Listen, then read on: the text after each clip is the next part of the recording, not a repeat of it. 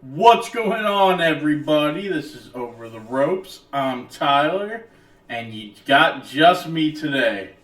So the other one, Court, is on vacation this week, and I thought that it would probably be too quick of an episode if I did just Monday Night Raw. So we're going to do a doubleheader on this video. We're going to do Monday Night Raw, NXT from Tuesday, and then Cortland will be back with me to do SmackDown on Saturday morning. So it's going to be a quicker video. We'll go over the highlights. I'll give my opinion. Anybody who wants to comment and start a discussion about it, great. But like I said, it's going to be a quicker one. You know, this channel's kind of made for the discussion aspect of everything. So when it's just me and kind of talking to you guys out in the ether, it's probably be quicker. But let's just get into it. So Monday Night Raw was pretty good. I liked it. Starts off with Aldis filling in for Pierce. Pierce has the week off. Lucky him. So Aldis is here to fill in for him. So show starts off with Seth, Braun, and Heyman coming out. They're the new vision of the WWE. Love the look of this group. I think that they can dominate WWE going forward. I know the rumors are that right now they're not planning on adding any new members. But I hope they do. Give us a tag team. Give us Bex. Maybe a women's tag team. Like, Heyman with Seth and Braun is fun. And this is really going to shoot Braun up the card. Kind of like Batista with Evolution. I have complete faith that this is going to do nothing but good things for Seth, for Braun, and for, frankly, probably anybody that's dealing with them. Seth says the future is through them. It kind of reiterates a lot of things I was just saying. And out comes Sami Zayn. I love Sami's promo here. Like, I'm not going to go into them. I didn't take the notes that we usually take. That's what Cortland does. So I kind of just... This is more of my opinion. We might break it down more next week when Cort's back. But I love Sami's promos. You should go and watch it. He talks about how him and Seth are friends. Talks a little bit about their friendship. Then he ends up calling Seth a hypocrite. Pretty much he compares him to the Bloodline, which Seth takes offense to. And he's like, dude, you have the wise man. He was like, you got Braun Breaker, who's solo. And he's like, and if he keeps looking at me like that, I'm going to kick his teeth down his throat, essentially, which is great. I like when Sami has a little balls. Or he gets his head kicked in. So Seth... I tell Sami, he's like, man, we are friends. I don't want you to become a target. I love you, so you should go to SmackDown. Just leave Raw, go to SmackDown, and then you don't have to be hurt. This doesn't have to do anything with you, which I loved, which is great.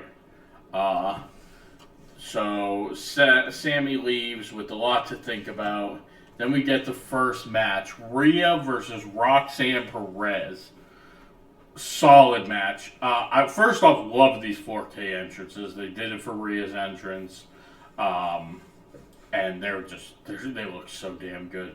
You know, lately since we started the podcast, I've been watching Raw more on the computer, so I could take some notes with a little bit of my own notes and do a couple other things. So I haven't gotten like the best feel of watching the show as I would on TV, but the 4K entrances just look gorgeous. They're beautiful. So then we have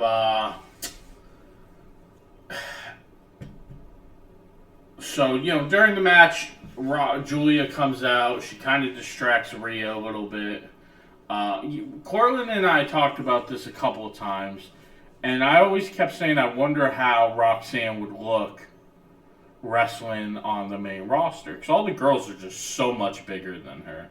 She's tiny. She's a small human being. And she did excellent. I mean, she's not Nia, obviously, and I think Charlotte's and probably Jade are bigger, taller than her, but Rhea's a big compared to Roxanne. And Roxanne did great. She's gonna have to wrestle even more like smaller ass.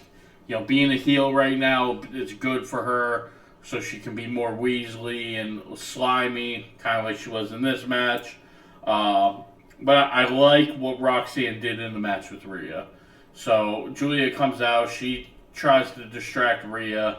Rhea goes for the riptide on Roxanne. Julia comes in and gets a chop block on her.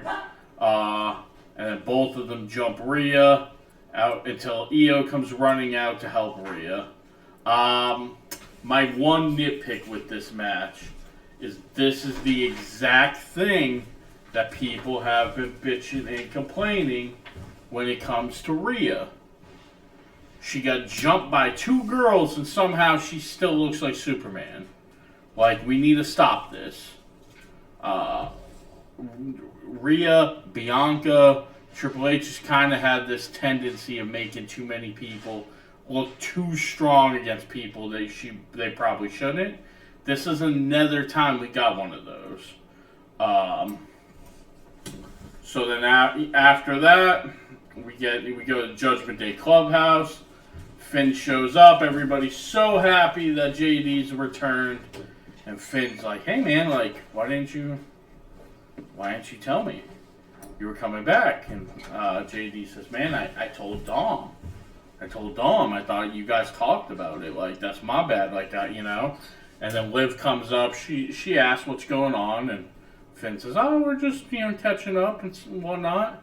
And so Liv tells them they have a match against the War Raiders, which Finn obviously knows nothing about, and JD does.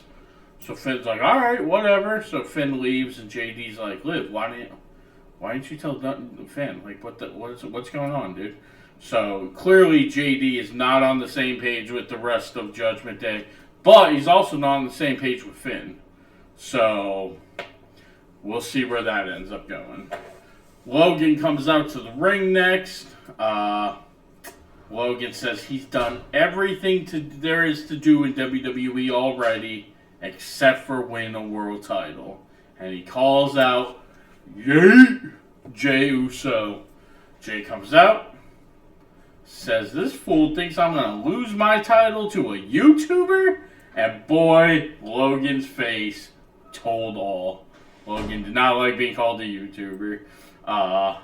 And you could tell it got under his skin. Jey tells Logan that if he wants the belt, come and get it. Logan starts to talk, and Jey just super kicks the shit out of him, lays him out, and leaves. Yay! Then we get the War Raiders versus Finn and JD. New Day are on commentary. I mean, we've seen them wrestle a few times now. I'm conflicted because I like JD and Finn as a tag team. I think they're a fun, good tag team. You can tell they've been friends for a long time. But I want to see Finn as a singles guy. Pretty bad, actually. And kind of winning. So I don't really know what to do with that. During the match, Ivar throws Finn into the New Day and then ends up taking them all out. Penta shows up, pushes JD off the top rope while Carlito's distracting the referee. The War Raiders get the win, and then afterwards, Penta is doing the LA Parka walk on the announce table, kind of in the face of Finn and JD. War Raiders are in the ring, while them and New Day are kind of screaming at each other. We get Sammy in the locker room. Heyman comes up to him. Heyman tells Sammy, "Hey, Breaker's demanding a match against you." And Seth and I don't want that. We don't want to see you hurt. So, if you go to SmackDown this week, you will automatically become #1 contender of the winner of Cena versus Randy. They're just trying their damnedest to get Sammy off of Raw. So Becky comes out to the ring. Becky admits to being the one who beat up Bayley. Becky says that fans need to stop acting upset that she jumped Bayley because Bayley's been jumping her for years now. She pretty much calls Bayley a hypocrite and says all the fans are hypocrites if they're standing up for Bayley. Becky says the reason she whooped Lyra's ass last week was because while she put her energy into Lyra. She gave Lyra that title shot, which Lyra beat her. She put in the effort for Lyra, and yet when she was gone, Lyra went straight to sucking up to Bayley. And Becky says that Lyra would never have won any of the titles she has won without her, and she calls Bayley a bitch.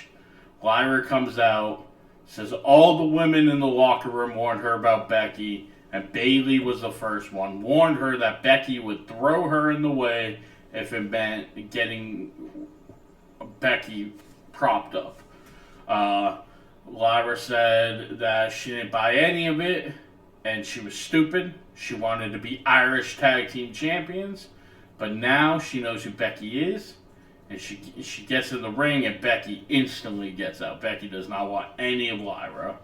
Lyra reminds her that she's the one who took the NXT title off of Becky and challenges Becky to a match at Backlash. It says, I'm assuming you're only going to take it if I put up the IC title, so I'll put up the IC title. Lyra drop kicks Becky through the ropes, tags her, gets her in the ring, starts beating her down. Becky gets out of there. Lyra goes up to the ramp, kind of turns around to talk to the fans. Becky comes out of nowhere, blindsides her, drops her, and Becky leaves while Lyra is laid out.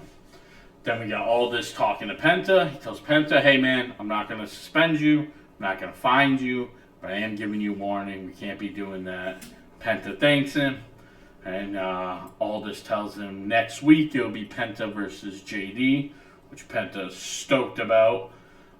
Gable walks up, tells Penta that he said, you got a cheap win at the WrestleMania or the Raw on Netflix. He said, but it was so sweet watching you drop a loss at the biggest stage of WrestleMania. He said, but you know what? That wasn't even my favorite part of WrestleMania. My favorite part was watching your useless brother lose to El Grande Americano. And Penta kicked him right in the chest, starts screaming at him, calling him a pendejo, telling him not to mess with the Lucha Brothers. So we get a Lucha Brothers reference. Let me know when exactly you think that this ends up happening. Clearly, they're not going to do what I wanted, and they're probably going to rush these two back together, which I know some people are for. I would have rather have seen them stay singles for a while. We get a Rusev hype video, which he references the Redeemer. As anybody who's watched this show for any amount of time knows, I'm not much of an AEW guy. Cortland watched it a lot more than I did, so I never saw the Redeemer, but I know a lot of people love that character. I've heard a lot of good things, so if he's going to build off that in the WWE, that's great. Excellent. Then we get Ivy Nile versus Stephanie Vicor. So this is the second week in a row we get Stephanie, Julia, and Roxanne. As far as I know, they haven't referenced any of them being moved up. So I think that's interesting to see where we go with that. I mean, Roxanne should get moved up.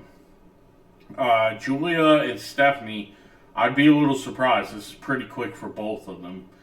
The other thing I noticed is if Roxanne is moved up, they moved Roxanne to Raw, where they already have a deep women's division, and they moved Fraxium to SmackDown, where they already have a deep tag division. So I wonder what that's about, because to me, I would have moved Fraxium to Raw and Roxanne to SmackDown to beef up the Raw tag divisions and the SmackDown women's division. So that's interesting. I wonder what the thinking is, unless they're doing a draft coming up, which we have not heard of right now. So Stephanie goes after Gable, which gives Ivy the upper hand. Stephanie's really just beating uh, Ivy Niles' ass through this whole match. Stephanie walks out the winner. She gets the win. After the match, Liv interrupts all this and AJ talking. She says that she needs time off to film a movie. Aldis told her that all of the paperwork was approved. Everything's good. Dom's like, oh, I need time off too. And Aldis says, for what? He said, I'm the champ. I do what I want.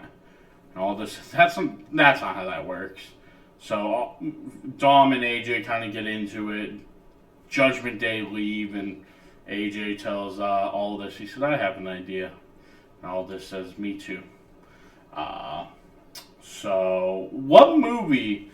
So the dirt sheets are really hyping up this Liv Morgan in a movie thing. And they brought up that Drew, I think it was supposedly going to be in an upcoming movie. And, you know, Sean Ross Sapp's like, oh, it's going to blow people's mind, and blah, blah, blah. This can make her the next it girl in Hollywood. Like, I have no idea what kind of role would be doing that for Liv Morgan. And again, I love Liv. She's doing great.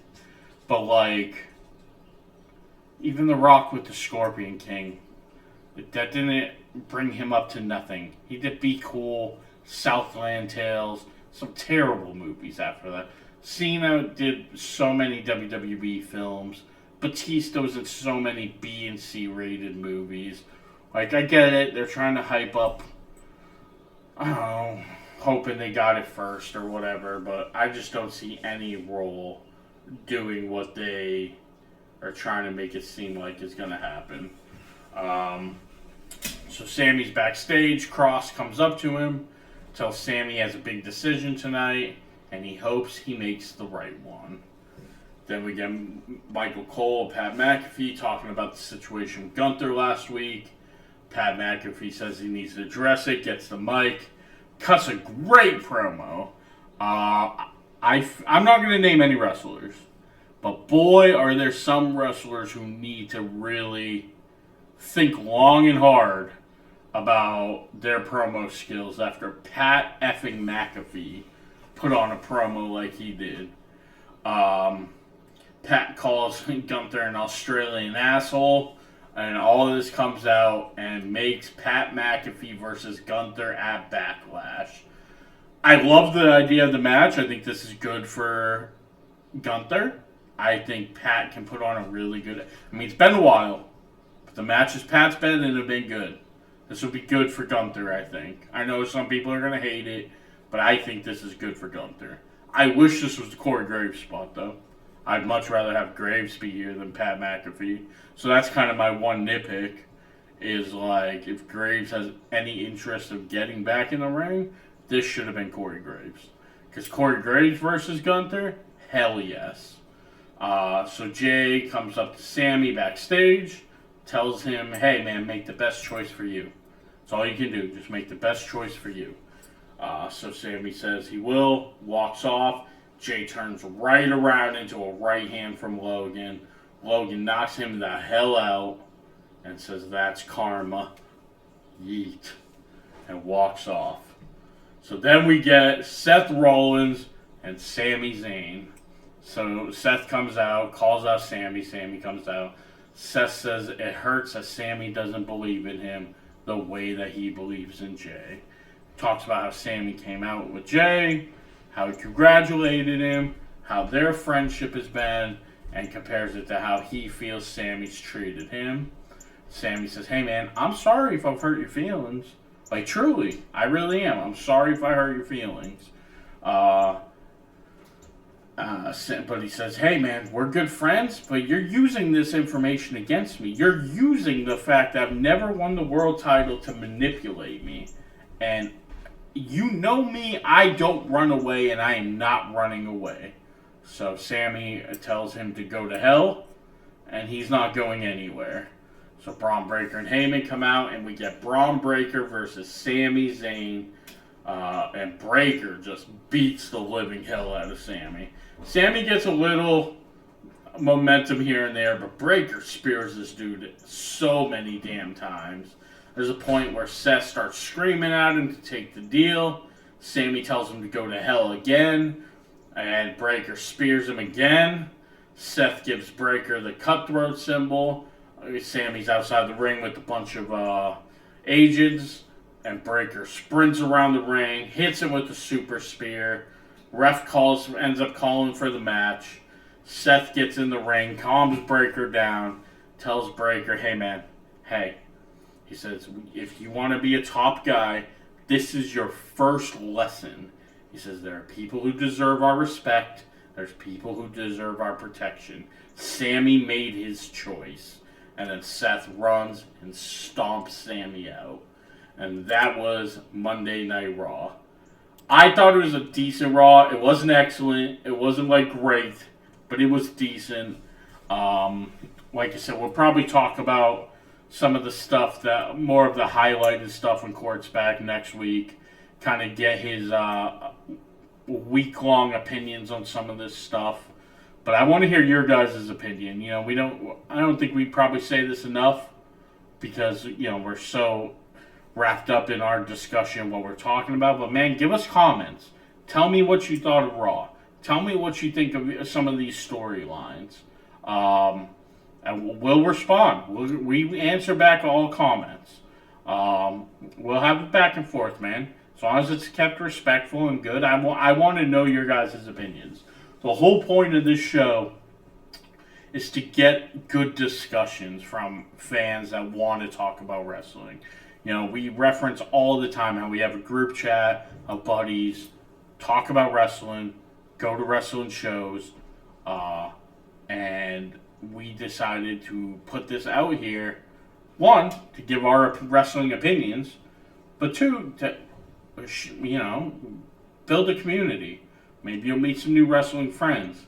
Maybe some people end up in our group chat. Who knows? Not promising anything, that's for sure. But the whole point is to build a community and to build discussion. So give us comments. Let us know how you feel. Like I said, man, this is going to be a much more fast-paced kind of show. We're just finished Raw 20 minutes in. Now we're going to jump over to NXT. And we're going to talk about NXT real quick. Another good show. Again, I feel like kind of both of them were good, but they weren't great. They weren't terrible, but I could see if some people weren't like super into them. I guess I can see that. I don't think there's anything wrong there. But I mean, I enjoyed them both enough. I think that NXT, you know, I think if people were expecting a lot last week's NXT coming off of Stand and Deliver. There's really no surprises except for Joe Hendry, and I think some people felt let down.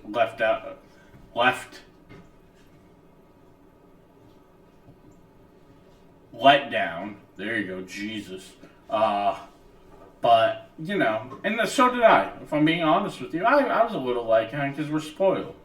We're spoiled after Mania. We get return, especially with AEW now, especially with companies being bought and all this other crap. Like, we expect returns, debuts, something, because we're spoiled. That was the biggest problem with Mania. We're spoiled, and we wanted interference. We wanted the Crash TV for the main event. We didn't get it, and people were upset about it. And I feel like that's probably how people felt about NXT the last few weeks. Or last week and this week. So Joe Hendry opens up the show. The announcers said his name and he appeared.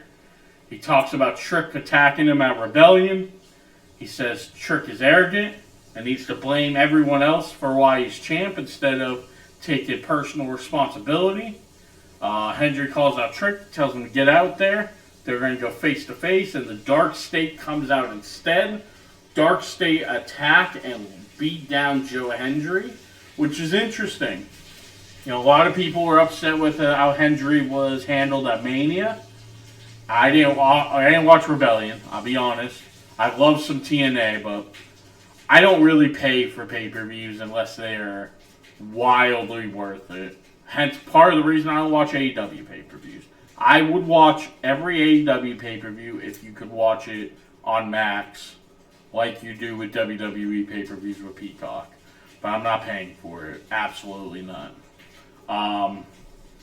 But so then to have Hendry beat down by Dark State, even though it's 4 guys, they're rookies. I'm surprised that TNA is okay with the way that Hendry's being handled right now by WWE. I'm interested to see what those conversations led to. So afterwards, we get a video from earlier in the day. Ava asking Io if she has a partner for tonight. She said she doesn't yet, but she'll find one. Jordan Grace comes in, tells Io she'll be her partner, and the match is set for later tonight. Then we get Carmen and Petrovich talking to Gigi and Tatum. Gigi and Tatum are talking about how they came so close to winning the tag titles, lost those, how they didn't even get pinned when they lost at Rebellion for the TNA Women's Tag Titles. And Adonis walks up just rude as hell, tells Carmen to ignore these losers because she got a match against Soul. And Carmen's like, wait, when? And he's like tonight, let's go. And he's like, and after you win, we get a title shot. So Carmen kind of runs off, and Gigi and Tatum are like, we get a title shot? What is this fool talking about, dude? Then we get Ricky Saints versus Lexis King. Fun match. Ricky hasn't had a bad match since he's been in NXT. I love Lexis King. I know not everybody does. I'm a sucker for a legacy wrestler. This was supposed to be North American versus Heritage Cup, but since Lexis lost the Heritage Cup last week, this is just North American title. Yeah, I mean, match was good. Saints hits the Rochambeau, gets the win. Spears, so it was a good match. Then we get Spears talking to his group. Man, he's just teaching them how to be losers. That's for sure. Then we get Tony D'Angelo coming out to confront Stacks. Tony says he didn't see this coming, so apparently Tony's blind because everybody else saw it coming. You could hear the fans trying to take over the show. The fans were not good for this NXT show. I didn't think they were that great for SmackDown either. But you could hear the fans kind of chirping Tony and trying to take over the show. And Tony does a good job just ignoring it. Stacks tells Tony that he isn't capable of running the family anymore. He shows up on the Titantron. Stacks tells Tony that he doesn't know who he can trust anymore. And some of Tony's guys attack him, but Tony gets the upper hand, lays them all out, and Tony and Stacks kind of stare at each other through the screen. And then Metaphor back together for 10 seconds as Lash tells them that they should pretty much all go their separate ways. They all mutually agree to go their separate ways. I'm not shocked that Lash and Jackson separated from Aura and Noam, but I'm surprised they separated Jackson and Lash. WWE needs solid women's tag teams. They were a solid women's tag team. I'm shocked that they separated them, and I hate it, frankly. This is one of the things I really hated from this week of wrestling so far. Then we get Carmen Petrovich versus Sol Ruka. Sol hands the North American title to Zarya, and Zarya's eyes do not leave that championship. She will be turning on Sol soon enough. 100%. Match is good. Sol's just so incredible. Hits the Soul Snatcher, gets the win. After the match, Adonis is talking down to Carmen. He keeps grabbing her arm as she keeps trying to walk away from him. And she turns around and kicks the living shit out of him, drops him, and leaves him laying. Trick comes out to the ring.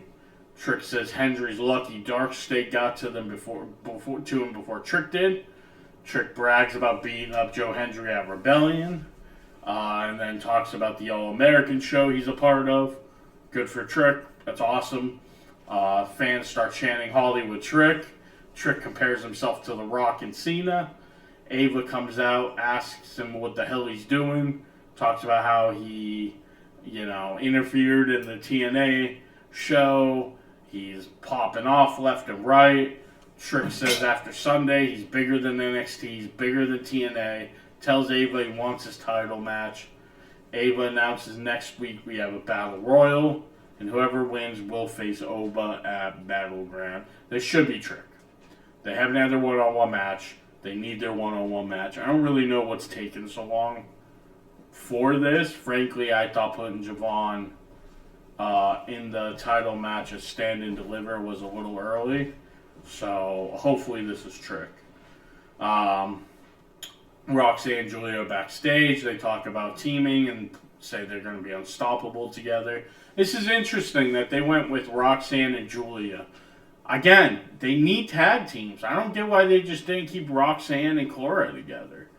Like, they were a legit good tag team. We don't need Roxanne and Julia, two singles people. Like, it's just weird. Oba does an interview referencing Trick crying like a grown child. Taker comes up to Oba, tells him it's his yard again, and then warns him there's people from LFG that will be coming soon. And 3 of the guys from the show up behind Oba. Oba just kind of nods and leaves. Then we get the tag team titles. Hank and Tank, these guys won't get out of my damn face, versus Briggs and Inamura, a team I dislike even more than Hank and Tank. Match was good. I mean, I know I give Hank and Tank a lot of shit, but they're a good team. Inamura has Hank on his shoulders, swings him around, accidentally smashes Briggs in the face. Hank and Tank take advantage, end up winning the match.